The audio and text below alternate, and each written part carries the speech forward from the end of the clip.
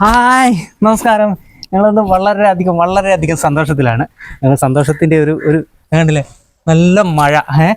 ഞങ്ങളുടെ സന്തോഷം ഞങ്ങളൊന്നൊരു വീഡിയോ എടുത്ത് നിങ്ങളോട്ട് പങ്കുവെക്കാൻ വേണ്ടിയിട്ട് വന്നപ്പോഴത്തേക്ക് നല്ല അടിപൊളി മഴ പെയ്യുന്നു. അപ്പോൾ അതുകൊണ്ട് ഞങ്ങൾ മഴയത്ത് അധികം നനയുന്നില്ല. ഈ സമയത്ത് സനാമിക മഴ നനഞ്ഞു കഴിഞ്ഞ് കഴിഞ്ഞാൽ പനി പിടിച്ച് കഴിഞ്ഞ് കഴിഞ്ഞാൽ നല്ല പ്രശ്നമാണ്. അപ്പോൾ സന്തോഷം എന്താണെന്ന് നിങ്ങൾക്ക് തംബ്ലൈൻ കണ്ടപ്പോൾ മനസ്സിലായി കാണാം. അപ്പോൾ അതിൻ്റെ സന്തോഷത്തിൻ്റെ കൂടുതലായിട്ടുള്ള വിശേഷങ്ങൾ ഞങ്ങൾ അകത്ത് കയറിയിട്ട് പറയാം. അപ്പോൾ ഓക്കെ, അകത്തേക്ക് പോകാം. അപ്പോൾ മഴ പെയ്യാൻ തുടങ്ങി. മഴ നല്ല ശക്തിയായിട്ട് തന്നെ പെയ്യുന്നുണ്ട്. ആശിച്ച് കാത്തിരുന്ന് കിട്ടിയ മഴയാണ്. നല്ല ആസ്വദിച്ച് തന്നെ പെയ്തോട്ടെ. അപ്പം മഴയൊന്ന് വെയിറ്റ് ചെയ്യും. ഞങ്ങൾ കുറച്ച് നേരം മഴ ഒന്ന് മാറി നിൽക്കുമെന്ന് വിചാരിച്ച്. കാരണം ഉള്ളിൽ വെട്ടക്കുറവുള്ളത് കൊണ്ടാണ് വെളിയിൽ വെച്ച് വീഡിയോ എടുക്കാമെന്ന് വിചാരിച്ചത്. അപ്പം മഴ വന്ന് ഞങ്ങൾ അകത്തേക്ക് കയറിപ്പോന്ന് പറഞ്ഞ് ഓടിച്ചു. സനാമതയെ നനഞ്ഞ് പിന്നെ വീണ്ടും ഒരു മേക്കപ്പൊക്കെ നടത്തി ഇരിക്കുകയാണ്. കണ്ടില്ലേ, അമ്മയും കുഞ്ഞുമൊക്കെ മഴ നനഞ്ഞ് മഴയിൽ കുളിച്ചിരിക്കുന്നു. ഓക്കെ, അപ്പോൾ ഞങ്ങൾ പറയാൻ വന്ന വിശേഷം എന്ന് പറഞ്ഞാൽ ആദ്യം തന്നെ ഞങ്ങളൊരു സോറി പറയട്ടെ. ഇത്രയും വൈകിയത് മറ്റൊന്നും കൊണ്ടല്ല. നമുക്ക് 2018 നമുക്ക് സെയിം ഇതൊരു അനുഭവം ഉണ്ടായതാണ്. അപ്പോൾ അതിൻ്റെ വിശേഷങ്ങളൊക്കെ ഞാൻ പിന്നീട് പറയാം. ഇപ്പോൾ എന്താണ്, സന്തോഷമാണ് ശരിക്കും. അത് തന്നെയാണ് ഏറ്റവും പറയാൻ തന്നെ ഒരു എന്താ പറയുക, കണ്ടു മനസ്സിലാക്കിയില്ലേ. അപ്പം അതുകൊണ്ട് പിന്നെ അതോട് പറയാതെ പറയണത് എനിക്കറിയത്തില്ല. ശരിക്കും എന്നെ ഞെട്ടിച്ച് കളഞ്ഞതാണ് കേട്ടോ. ഞെട്ടിച്ചെന്ന് പറഞ്ഞു കഴിഞ്ഞാൽ എന്നോട് ഇവള് പറയുന്നത്, എൻ്റെ പൊന്നോ, ആ ഒരു സംഭവം എന്നൊക്കെ പറഞ്ഞു കഴിഞ്ഞാൽ ഭയങ്കര ഒരു എനിക്ക് തന്നെ അത് പറഞ്ഞറിയിക്കാൻ പറ്റത്തില്ല. വല്ലാതെ ഷോക്കായിപ്പോയി ഞാനത് അത് പറഞ്ഞത് എന്നോട്. എന്നിട്ട് എന്താണെന്ന് പറയുന്നില്ലല്ലേ. ഇപ്പോൾ ഞങ്ങൾ 5 മാസം കഴിഞ്ഞു. സനാമ അമ്മയാകാൻ പോകുന്നു, ഞാൻ ഒരച്ഛനാകാൻ പോകുന്നു. അതിൻ്റെ ഒരു സന്തോഷമാണ്. അല്ലെങ്കിൽ ഇങ്ങനെ പറയാം, ഞങ്ങൾക്ക് 2 പേർക്കും കൂടി പുതിയൊരു അതിഥി എന്നല്ലേ പറയണേ, അതിഥി. ഞങ്ങളുടെ വീട്ടിലേക്ക്, ഞങ്ങളുടെ ഈ സന്തോഷത്തിൻ്റെ ഇടയിലേക്ക് ഒരു പുതിയ അതിഥി കൂടി വരുന്നു. ഇപ്പോൾ 5 മാസം കഴിഞ്ഞു. 5ാമത്തെ മാസത്തിലെ സ്കാനിങ്ങും കഴിഞ്ഞു. സുഖമായിട്ടിരിക്കുന്നു, കുഞ്ഞാവ് സുഖമായിട്ടിരിക്കുന്നു. എല്ലാം വളരെ നല്ല രീതിയിൽ തന്നെ പോകുന്നു. പിന്നെ ആദ്യം ഞങ്ങൾ പോയിരുന്നൊരു ഹോസ്പിറ്റലിൽ, അവിടെ ഡോക്ടേഴ്സിനൊക്കെ ഒരു പേടി പോലെ. കാരണം ഇവള് ഇങ്ങനെ ആയതുകൊണ്ട് അവർക്ക് ഒരു റിസ്ക് എടുക്കാൻ ഒരു താല്പര്യക്കുറവ് പോലെ പറഞ്ഞതുകൊണ്ട് പിന്നെ ഞങ്ങൾ ഹോസ്പിറ്റലിൽ ചെറുതായിട്ടൊന്ന് മാറ്റി കഴിഞ്ഞപ്പോൾ ഇപ്പോൾ കുഴപ്പമില്ല. പിന്നെ നിറയെ ടെസ്റ്റുകളുണ്ട്. അവർ പറയുന്ന രീതിയിലുള്ള കുറേ ടെസ്റ്റുകൾ, ജെനറ്റിക്സിൻ്റെ അതുപോലെയുള്ള കുറേ ടെസ്റ്റുകളൊക്കെ ഉണ്ട്. അപ്പോൾ ആ ടെസ്റ്റുകളൊക്കെ ചെയ്ത് കൊടുത്തു കഴിഞ്ഞാൽ മതി, ബാക്കിയൊക്കെ അവർ നല്ല രീതിയിൽ തന്നെ നോക്കിക്കോളൂ എന്ന് പറഞ്ഞിട്ടുണ്ട്. അപ്പോൾ ഇനിയൊരു 4 മാസത്തേയും കൂടിയുള്ള ഒരു കാത്തിരിപ്പാണ് ഇനി ഈ കുഞ്ഞാവ് വരാൻ വേണ്ടിയിട്ടുള്ള. അപ്പോൾ അതിൽ ഞങ്ങൾ ഭയങ്കരമായിട്ട് ഇപ്പോൾ സന്തോഷിച്ചിരിക്കുന്നൊരു സമയമാണ്. ഞങ്ങളുടെ കല്യാണം കഴിഞ്ഞു.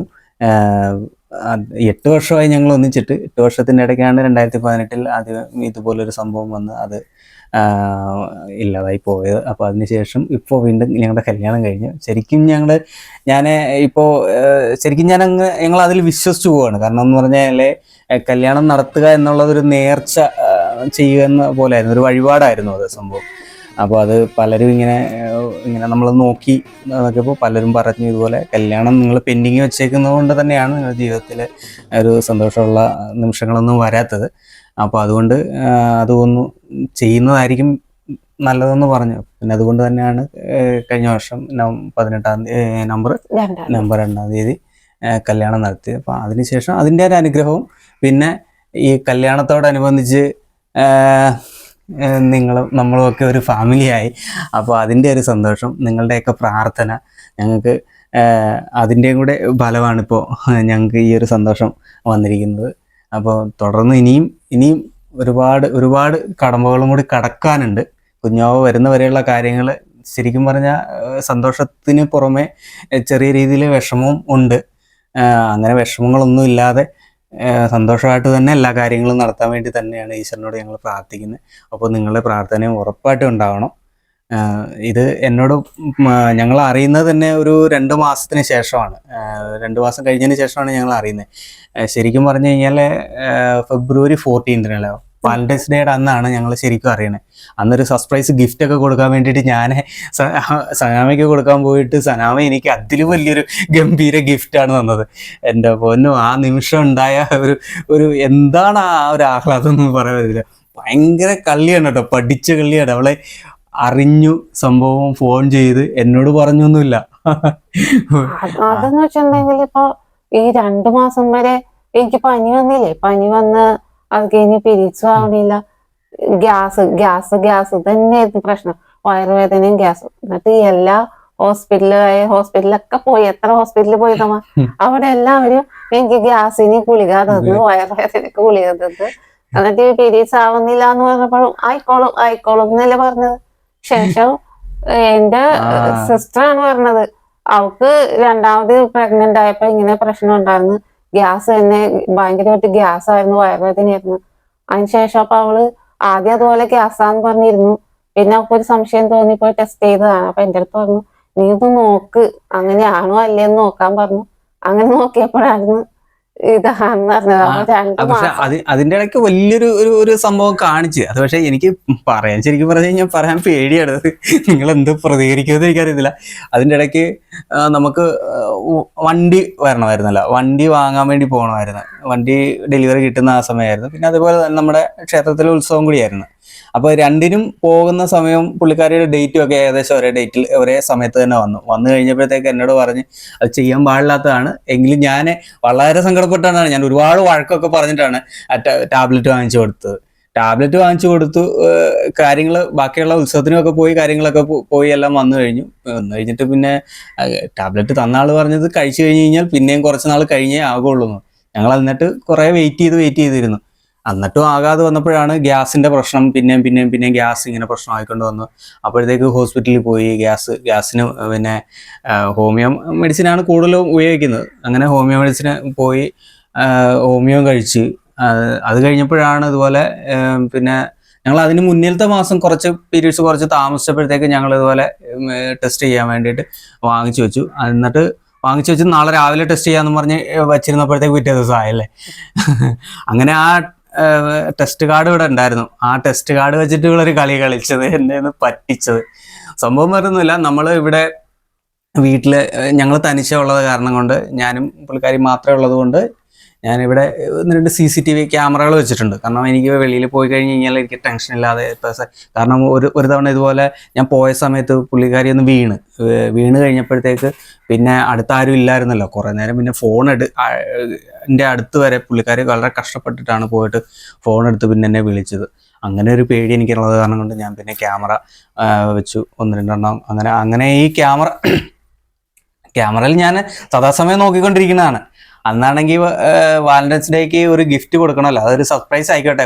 കാരണം അങ്ങനെ ഗിഫ്റ്റുകളൊന്നും ഇതേവരെ കൊടുത്തിട്ടില്ല ഞാൻ. അപ്പോൾ അതുകൊണ്ടൊരു ഗിഫ്റ്റ് ഇതായിക്കോട്ടെ എന്ന് പറഞ്ഞ് രാവിലെ ഞാൻ പോയി ഗിഫ്റ്റൊക്കെ ആയിട്ട് വന്നപ്പോഴത്തേക്ക് ഇവിടെ വേറെ ഗിഫ്റ്റ് എനിക്ക് വേണ്ടി കരുതി. അത് ഇവിടെ കാണിച്ചൊരു എഫർട്ട്, അതൊരു പ്രത്യേകം എടുത്തു പറയാൻ പറ്റാത്ത സാധനമാണ്. നിനക്ക് എങ്ങനെ അത് തോന്നി ഒന്ന് അങ്ങനെ ചെയ്യാമെന്ന്? നീ ഫോൺ എടുത്തെന്തുകൊണ്ട് എന്നെ വിളിച്ച് പറയുന്നത്? അത് വിളിച്ചു പറയാഞ്ഞെന്ന് വെച്ചിട്ടുണ്ടെങ്കില് ഇതിനു മുന്നേ നമ്മൾ ഇതുപോലെ തന്നെ നോക്കിയിട്ടില്ലേ, അപ്പോഴെല്ലാം നെഗറ്റീവ് ആയിരുന്നല്ലോ.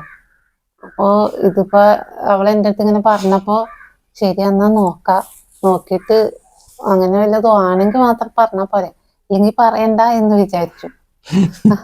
അതാണ് വിളിച്ചു പറയാണ്ടിരുന്നത്. ഫോൺ എടുത്ത് അവളുടെ അനിയത്തിയുടെ മകനോട് ഉണ്ടായിരുന്നു, അവനെ വിളിച്ചിട്ട് അവനോടും പറഞ്ഞില്ല കാര്യം. അവനെ വിളിച്ച് ഈ സംഭവം, സാധാരണ ഞാനും കൂടെ ഉള്ളപ്പോഴാണ് ഇത് നോക്കുന്നത്. ഇത് അവളെ തന്നെ പോയി യൂറിൻ എടുത്തുകൊണ്ട് വന്ന് ഇവിടെ ഉണ്ടായിരുന്ന ആ കാർഡ് എടുത്തുകൊണ്ട് വന്നിട്ട് അത് വെച്ചിട്ട് അതിൽ ഡ്രോപ്പ് ചെയ്ത് നോക്കി പോസിറ്റീവ് ആണെന്ന് കണ്ടപ്പോഴത്തേക്ക് അവൾ നേരെ ഫോൺ എടുത്ത് അവളുടെ അനിയത്തിയുടെ മകനെ അവനെ വിളിച്ചിട്ട് അവനോട് അമ്മയുടെ ഫോണും എടുത്തുകൊണ്ട് വരാൻ പറഞ്ഞ് ആ ഫോണും കൊണ്ടുവന്ന് ഇവിടെ വന്നിട്ട് ഇവിടെ പഴയ അവൻ്റെ തന്നെ കുറച്ച് പേപ്പർ ഉണ്ടായിരുന്നു, മറ്റേ ഗിഫ്റ്റ് പൊതിയുന്ന പേപ്പറിൽ അതൊരെണ്ണം എടുത്തിട്ട് അവനെ കൊണ്ട് തന്നെ അത് ഗിഫ്റ്റാക്കി പൊതിഞ്ഞ്. എന്നിട്ട് വേറെ രസം, ഇത് ഫ്രണ്ടിൽ നമ്മൾ വെച്ചിരിക്കുന്ന ക്യാമറയുടെ സൈഡിൽ പോയിരുന്നിട്ട് അത് എനിക്ക് തരുമ്പോൾ എൻ്റെ എക്സ്പ്രഷൻ കിട്ടാൻ വേണ്ടിയിട്ട് ആയിരുന്നല്ലേ, അതെനിക്കറിയാം. എൻ്റെ എക്സ്പ്രഷൻ കിട്ടാൻ വേണ്ടിയിട്ട്. പക്ഷേ ചെയ്തൊരു മണ്ടത്തരമുണ്ട്.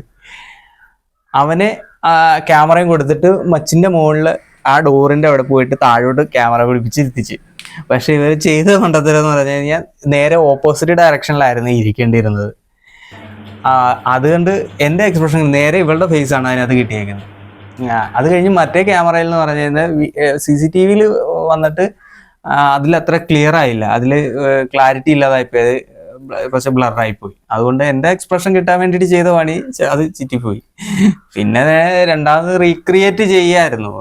റീക്രിയേറ്റ് ചെയ്യുന്ന ആ ഒരു അന്നേരം ഭയങ്കര എക്സൈറ്റഡ് ആയിപ്പോയി. എന്ന് പറഞ്ഞു കഴിഞ്ഞാൽ ഇത് സംഭവം അറിഞ്ഞതിന് ശേഷം പിന്നെ എന്താ ചെയ്യേണ്ടത്, എന്ത് ചെയ്യണം എന്നുള്ള ഒരു മാനസികാവസ്ഥ മാറിപ്പോയി.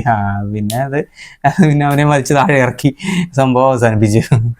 എന്നാലും ആ ഒരു സംഭവം അതൊരു ഗിഫ്റ്റ് ആക്കി അത് ചെയ്ത് എനിക്ക് തരണമെന്നുള്ള ആ ഒരു എൻ്റെ സജന ഞാൻ ഇത്രയ്ക്ക് ഞാൻ പ്രതീക്ഷിച്ചില്ല. കാരണം അതൊക്കെ സംഭവം കൊണ്ട് തന്നെ ഞാൻ ആകെപ്പാടെ ശരിക്കും ഷോക്കായി പോയി. ആ സംഭവം എനിക്ക് ആ ഒരു കാർഡ് ഞാൻ കണ്ടപ്പോഴത്തേക്ക് ഞാനൊരു ഗിഫ്റ്റ് കൊടുക്കാൻ വേണ്ടിയിട്ട് ഞാൻ രാവിലെ പോയിട്ട് വാലന്റൈൻസ് ഡേ അല്ലേ, അപ്പോൾ ഒരു ഗിഫ്റ്റ് ഇരിക്കട്ടെ എന്നൊക്കെ കരുതി ഞാൻ പോയി രാവിലെ പോയി സെലക്ട് ചെയ്ത് ആ ഗിഫ്റ്റിന് ഒരു പ്രസക്തി ഇല്ലാതായി പോയി. അതിപ്പോഴും പൊട്ടി നോക്കിയായിരുന്നത്.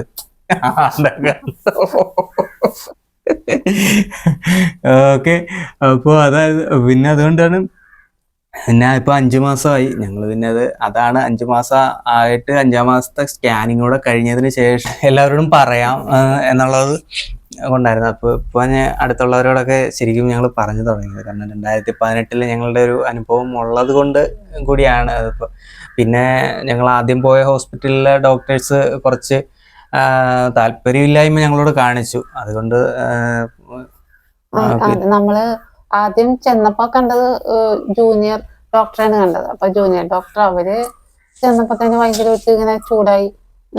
നിങ്ങൾ എന്തിനാണ് ഇങ്ങനെ പ്രഗ്നന്റ് ആവേണ്ട കാര്യമില്ലായിരുന്നു, അങ്ങനെ പാടില്ല എന്നൊക്കെ പറഞ്ഞു. എന്നിട്ട് പറഞ്ഞാൽ അവര് നോക്കത്തില്ല, അവിടുത്തെ സീനിയർ ഡോക്ടറെ കാണാൻ പറഞ്ഞു. അങ്ങനെ ഞങ്ങള് പിന്നെ ഒരാഴ്ച കഴിഞ്ഞിട്ടാ പോയെന്ന് തോന്നുന്നല്ലേ? അല്ല, ഫെബ്രുവരി 14 ഞങ്ങൾ ആദ്യം ഹോസ്പിറ്റലിൽ പോയത്. അറിഞ്ഞു അന്ന് തന്നെ. അപ്പോഴത്തേന്നെ 2 മാസം കഴിഞ്ഞിരുന്നത്.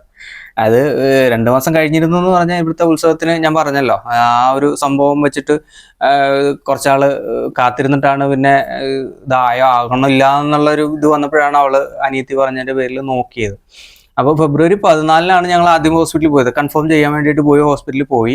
അതിനുശേഷം അന്ന് ഡോക്ടറെ കണ്ടില്ല, അതായത് മെയിൻ ഡോക്ടറെ കണ്ടില്ല, തിരിച്ചു പോകുന്നു. പിന്നെ ഫെബ്രുവരി 20 എൻ്റെ ബർത്ത്ഡേ ആയിരുന്നു. ബർത്ത്ഡേൻ്റെ അന്ന് എല്ലാം അങ്ങനത്തെ ഒരു സന്തോഷം വരുന്ന ഒരു ദിവസം കണക്കൂട്ടിയാണ് പോയത്.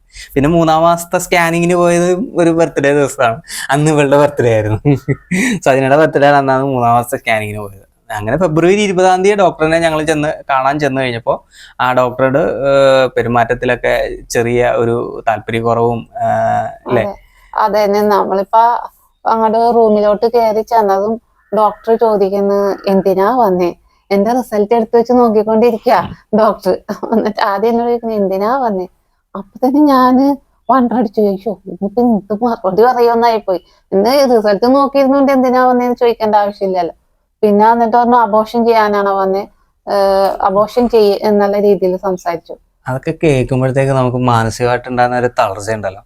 സംഭവം നമ്മള് ഇപ്പൊ കല്യാണം കഴിഞ്ഞു 8 വർഷം കഴിഞ്ഞു. ഞങ്ങളുടെ 9-ാമത്തെ വർഷമാണ്. അപ്പോൾ ഞങ്ങൾ ഈ 8 വർഷവും കാത്തിരുന്നത് ഇങ്ങനെ ഞങ്ങൾക്കൊരു ഞങ്ങളുടെ കൂടെ ഒരാളും കൂടി വേണം എന്നുള്ളത് ഞങ്ങൾ കാത്തിരിക്കുന്നത് തന്നെയാണ്. അപ്പോൾ എന്താണ് പറയുന്നത്, കല്യാണം കഴിഞ്ഞു, കല്യാണം ഒരു വഴിപാട് നേർച്ച പോലെ നടത്തി. ശരിക്കും വിശ്വസിക്കുന്നുണ്ട്. അങ്ങനെ 2-3 ആൾക്കാർ പറഞ്ഞതിൻ്റെ പേരിലാണ് കല്യാണം പെൻഡിങ് വെച്ചുകൊണ്ടാണ് നിങ്ങൾക്ക് സന്തോഷമുള്ള മുഹൂർത്തങ്ങളൊന്നും വരാത്തത്. അപ്പോൾ അതിലിപ്പോൾ അടിയുറച്ച് വിശ്വസിക്കുന്നുണ്ട്. അപ്പോൾ അത് കഴിഞ്ഞതിന് ശേഷം തന്നെ അത് കറക്റ്റ് സമയത്ത് തന്നെ ഓർഡറിൽ വന്ന പോലെ തന്നെ ഇപ്പോൾ ആയിരിക്കുന്നുണ്ട് ഈ സന്തോഷം. അപ്പോൾ അതിനെ പെട്ടെന്ന് അങ്ങോട്ട് തല്ലിക്കെടുത്തുക എന്ന് പറയുമ്പോൾ ഞങ്ങൾക്ക് ഭയങ്കരമായിട്ട് മാനസികമായിട്ട് വിഷമം വന്നുപോയി. അതുകൊണ്ട് തന്നെയാണ് പിന്നെ നമ്മൾ ഹോസ്പിറ്റലിൽ ഒന്ന് ചേഞ്ച് ചെയ്ത് ഇപ്പോൾ ഹൈ റിസ്ക് നടത്തുന്ന ഹോസ്പിറ്റലിൽ തന്നെയാണ് ചെന്നേക്കുന്നത്. പിന്നെ അവിടെ ഒരുപാട് ടെസ്റ്റുകളുണ്ട്. അതായത് എനിക്കിങ്ങനെ പോളിയോ വന്നതും അല്ല, പിന്നെ ജന്മനാ ഉള്ളതും അല്ലല്ലോ, ഇടയ്ക്ക് വെച്ച് വന്നതല്ലേ. അപ്പോ ഭാവിയിൽ കുഞ്ഞിനും അത് ഉണ്ടാകുമോ എന്ന് അവർക്ക് ടെസ്റ്റ് ചെയ്ത് നോക്കണമെന്ന് പറഞ്ഞു. അതിന് ആദ്യം ഒരു ടെസ്റ്റ് കഴിഞ്ഞു, ഇനിയിപ്പോ ഒരു ടെസ്റ്റും കൂടി ഉണ്ട്. അപ്പൊ 5-ാം മാസത്തെ സ്കാനിങ് വരെ നോക്കിയതില് കുട്ടിക്ക് ഒരു പ്രശ്നമില്ല. എല്ലാം അവര് നല്ല രീതിയിൽ എല്ലാം ചെക്ക് ചെയ്തു. ഞാനിങ്ങനെ ആയതുകൊണ്ടിട്ട് അവരെല്ലാം നല്ല രീതിയിൽ ചെക്ക് ചെയ്തിട്ട് ഡോക്ടർ പറഞ്ഞു ഇതുവരെ ഒരു പ്രശ്നങ്ങളൊന്നുമില്ല, പക്ഷെ ഇനി ഭാവിയിൽ അങ്ങനെ ഉണ്ടാവോ ഇല്ലേന്ന് അറിയാനായിട്ട് വേറൊരു ടെസ്റ്റും കൂടി ഉണ്ട്, അതും കൂടി ചെയ്യണമെന്ന് പറഞ്ഞിട്ടുണ്ട്. അതിപ്പോ ഈ ആഴ്ച 6-ാം മാസത്തിന് മുന്നേ ചെയ്യണമെന്നാ പറഞ്ഞേ. അപ്പൊ അത് ചെയ്യാനുള്ള അടുത്തത് ഇനിയിപ്പോ അത് ചെയ്യാൻ പോണം. അപ്പൊ ഇനി അതും കൂടെ കഴിഞ്ഞിട്ട് ഇനിയും ഭാവിയിൽ കുട്ടിക്ക് എന്തെങ്കിലും ദോഷം ഉണ്ടോ ഇല്ലയോ എന്ന് ഒന്നും ഉണ്ടാവില്ല എന്ന് തന്നെയാണ് ഞങ്ങൾ അടിയുറച്ച് വിശ്വസിക്കുന്നത്. നമ്മളോട് അറിയാവുന്നവരും അതേപോലെ നമ്മുടെ ഫാമിലി എല്ലാവരും അതിനു വേണ്ടിയിട്ട് തന്നെയാണ് ആത്മാർത്ഥമായിട്ട് പ്രാർത്ഥിക്കുന്നത്. അപ്പം അങ്ങനെ ഒരു വിശ്വാസത്തോടു കൂടി തന്നെ നമ്മൾ മുന്നോട്ട് പോവുകയാണ്. അപ്പം നമ്മളിപ്പോൾ നമ്മളുടെ ഈ ഒരു ഫാമിലിയിൽ തന്നെ നമ്മളെ സപ്പോർട്ട് ചെയ്യുന്നത്, അതായത് കല്യാണ സമയത്തും ഒരുപാട് പേര് ഞങ്ങൾക്ക് വേണ്ടിയിട്ട് പ്രാർത്ഥിക്കുകയും എടുക്കുകയൊക്കെ ചെയ്തിട്ടുണ്ടായിരുന്നു. അപ്പോൾ ആ ഒരു പ്രാർത്ഥനയുടെ ഫലമാണ് ഇപ്പോൾ ഇങ്ങനെ ഒരു സന്തോഷം ഞങ്ങൾക്ക് വന്നിരിക്കുന്നത്. അപ്പോൾ ഇനി തുടർന്നും എല്ലാവരും ഞങ്ങൾക്ക് വേണ്ടി പ്രാർത്ഥിക്കുമെന്ന് ഞങ്ങൾക്ക് അറിയാം. എങ്കിലും ഞാൻ അത് ഒന്നുകൂടി എടുത്തു പറഞ്ഞതേ ഉള്ളൂ. നല്ല രീതിയിൽ ഞങ്ങൾക്ക് വേണ്ടി പ്രാർത്ഥിക്കണം.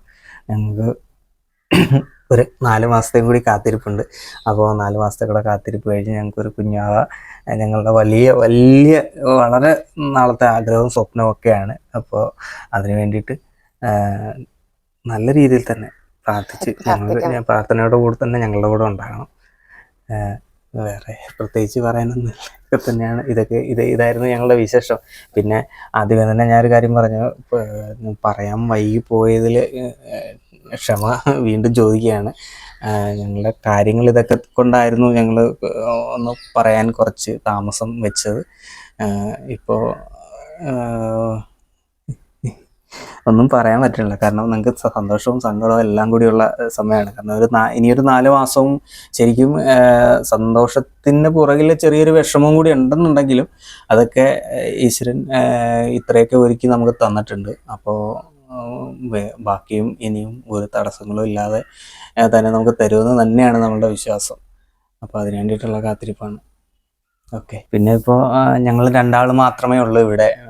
വേറെ അമ്മയൊക്കെ നമ്മൾ, കാരണം ഇത് 80 വർഷത്തോളം പഴക്കമുണ്ട് വീടിന്. അപ്പോൾ വീട് പൊളിച്ച് പണിയാനുള്ള ഒരു പ്ലാനിങ് വന്നപ്പോഴത്തേക്ക് അമ്മയൊക്കെ വേറെ വീട്ടിലോട്ട് ഷിഫ്റ്റായി. ഞങ്ങൾ ഇപ്പോൾ ഈ ഒരു സമയത്ത് ഇപ്പോൾ ഞങ്ങൾക്ക് അവിടെയൊക്കെ പോയി നിൽക്കാൻ പറ്റില്ല, കാരണം അവിടെയൊക്കെ പോയി നിന്നപ്പോഴത്തേക്ക് ചൂട് കൂടുതലേ, ഭയങ്കര ചൂട്. ഈ സമയത്ത് ചൂട് കൂടുതലാണ്. അപ്പോൾ അതുകൊണ്ട് വീണ്ടും നമ്മൾ ഇങ്ങോട്ടേക്ക് തിരിച്ചു പോകുന്നു. ഇപ്പോൾ മഴ ഇപ്പോൾ തുടങ്ങിയിട്ടുണ്ട്. അപ്പോൾ ഇത് ഏകദേശം 2 ദിവസത്തിനകം ഒന്നുകൂടി ഇങ്ങോട്ട് പോകണം. പിന്നെ അവിടുത്തെ ബാത്റൂമൊക്കെ ഒന്ന് സെറ്റ് ചെയ്യാനുണ്ട്. അപ്പോൾ ഇവിടെ ആകുമ്പോഴത്തേക്ക് ഇവൾക്ക് എല്ലാ കാര്യങ്ങളും ഒറ്റയ്ക്ക്, ഇപ്പം ഞാൻ തന്നെ പോയി കഴിഞ്ഞാൽ ഇപ്പം ഞാൻ രാവിലെ കാര്യങ്ങളൊക്കെ ചെയ്ത് വെച്ചതിന് ശേഷം ഇപ്പോൾ പോകുന്നത്. അപ്പോൾ പോയി കഴിഞ്ഞ് കഴിഞ്ഞാൽ പിന്നെ ക്യാമറ ഉള്ളത് കാരണം ഞാൻ എന്തെങ്കിലും ആവശ്യം ഉണ്ടെന്നുണ്ടെങ്കിൽ ബാത്റൂമിൽ മാത്രമേ ഉള്ളൂ ഇപ്പോൾ തനിച്ചിപ്പോൾ പോകുന്നത്. ബാക്കി ഇപ്പോൾ കുളി നന ഭക്ഷണം ഉണ്ടാക്കുന്ന കാര്യങ്ങളൊക്കെ ഞാൻ തന്നെയാണ് ചെയ്യുന്നത്. പിന്നെ എന്തെങ്കിലും ഉണ്ടെങ്കിൽ ഒറ്റയ്ക്ക് ബാത്റൂമിൽ പോകുന്ന സമയത്ത് എന്നെ ഫോൺ ചെയ്തിട്ട് ഞാൻ ബാത്റൂമിൽ പോകണേയാണ് എന്നൊന്ന് പറഞ്ഞിട്ട് വേണം പൊക്കോളാന്ന് ഞാൻ പറഞ്ഞിട്ടുണ്ട്. കാരണം എന്നാലും എനിക്ക് ക്യാമറയിൽ നോക്കിയിട്ട് സംഭവം പോയിട്ട് വരുന്ന വരെയുള്ള കാര്യങ്ങൾ നോക്കി ഇരിക്കാൻ പറ്റുള്ളൂ. പണ്ട് ഇതുപോലെ ഒരു വട്ടം വീണൊരു അനുഭവം ഞാൻ പറഞ്ഞില്ല, അതിന് ശേഷമാണ് ക്യാമറ വെച്ചത്. അപ്പോൾ അത് പിന്നെ പോകുന്ന സമയത്ത് പിന്നെ ഉച്ചയ്ക്ക് കഴിക്കാനുള്ള ഫ്രൂട്ട്സ് സാധനങ്ങളൊക്കെ ഞാൻ കട്ട് ചെയ്ത് വെച്ചിട്ട് പോവും. പിന്നെ വൈകുന്നേരം വന്നു കഴിഞ്ഞാൽ പിന്നെ കുളിയും ഭക്ഷണം കഴിപ്പും കഴിഞ്ഞിട്ട് അങ്ങനെയാണ് ഇപ്പോൾ കാര്യങ്ങൾ പൊയ്ക്കൊണ്ടിരിക്കുന്നത്. ഇനിയിപ്പോൾ അങ്ങോട്ടേക്ക് മാറും, അമ്മയുടെ അടുത്തോട്ട് മാറും. പിന്നെ ഇടയ്ക്ക് അമ്മ വരും, ഇടയ്ക്ക് അമ്മ വന്ന് നോക്കും. പിന്നെ ഇപ്പോൾ മഴയൊക്കെ തുടങ്ങിയത് കൊണ്ട് ഇപ്പോൾ കുറച്ച് തണുപ്പിൻ്റെ ഇത് വന്നിട്ടുണ്ട്. അപ്പോൾ അതുകൊണ്ട് ഇനിയിപ്പോൾ, കാരണം ഈ മഴയത്ത് ഈ വീട് താങ്ങുമോയെന്ന് അറിയത്തില്ല, കാരണം അത്രയ്ക്കും ശോചനീയാവസ്ഥയാണ്. നമ്മളിവിടെ തണുപ്പിൻ്റെ ഒരു പ്രശ്നം കൊണ്ട് മാത്രം ഇവിടെ, കാരണം ബാത്റൂം ഇവർക്ക് പോകാനുള്ള ഒറ്റയ്ക്ക് പോകാനുള്ള ഒരിത് അതുകൊണ്ട് മാത്രം ഇവിടെ സ്റ്റേ ചെയ്തതാണ്. അപ്പോൾ ഇനിയിപ്പം നേരെ അങ്ങോട്ട് പോകണം. പോയി കഴിഞ്ഞിട്ട് ഇനിയിപ്പോൾ അവിടെ ആയിരിക്കും ഞങ്ങൾ കുഞ്ഞാവ വന്ന് കഴിഞ്ഞ് വരെ അവിടെ ആയിരിക്കും. ഇനി വീട്ടിലോട്ട് ഇപ്പോൾ അവസാനം ഞങ്ങൾ ഇവിടുന്ന് പോയി കഴിഞ്ഞാൽ പിന്നെ വീട്ടിലോട്ട് ആരും താമസിക്കാൻ വരില്ല, വീട് പൊളിക്കണം എന്ന് തന്നെയുള്ള ഇതിൽ തന്നെ നിൽക്കണതാണ്.